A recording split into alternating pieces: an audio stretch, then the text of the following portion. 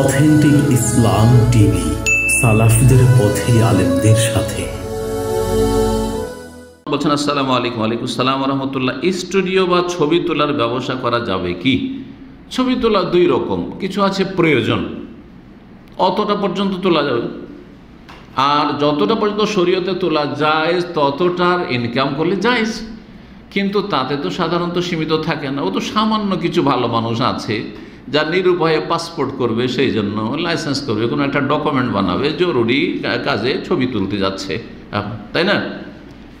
ছোটো সাইজের যেগুলো, কিন্তু আসল তো সব শখের ছবি, শখের ছবি। স্বামী স্ত্রী গিয়েছে, বন্ধু বান্ধব গিয়েছে, আর সব ছবি তুলছে, সব পুরো বাড়ির ছবি তুলছে। কিসের ছবি এগুলো? শখের ছবি। এগুলো ছবি হারাম। এসব ছবি, শখের ছবি তোলা জায়েজ নয়। সুতরাং এই স্টুডিও ব্যবসাতে হারামের পরিমাণটা বেশি, হারামের পরিমাণ বেশি। তো এমন ব্যবসা করা জায়েজ নয় যাতে হারামের পরিমাণই বেশি রয়েছে। হ্যাঁ, হালালই বেশি রয়েছে, সামান্য কিছু হারাম আছে, তাহলে অ্যাভয়েড করা যায়। যে সামান্য কিছু হারাম আছে, আমি ওই হারাম কাজগুলি করব না, ওই হারাম কাজগুলি করব না। বা অথবা সরাসরি আমি সেই হারামের সাথে ইনভলভ নই, আমি হালাল কাজ করছি, হালাল কাজ করছি। ধরেন একজন লোক বলছে আমার রুমে এসি লাগিয়ে দিতে হবে, ঠিক আছে কিনা?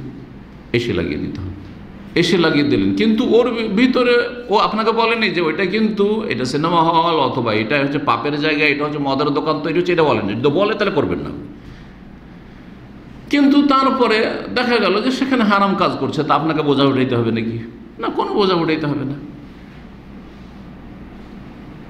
কোনো বোঝা উঠাইতে হবে না। ঠিক ওই রকমই এই জন্য হারাম থেকে বেঁচে থাকবে না, হারাম ব্যবসা থেকে বেঁচে থাকবে। স্টুডিওর ব্যবসা এই জন্য কোনো মুসলিমের জন্য জায়েজ নয়। জি।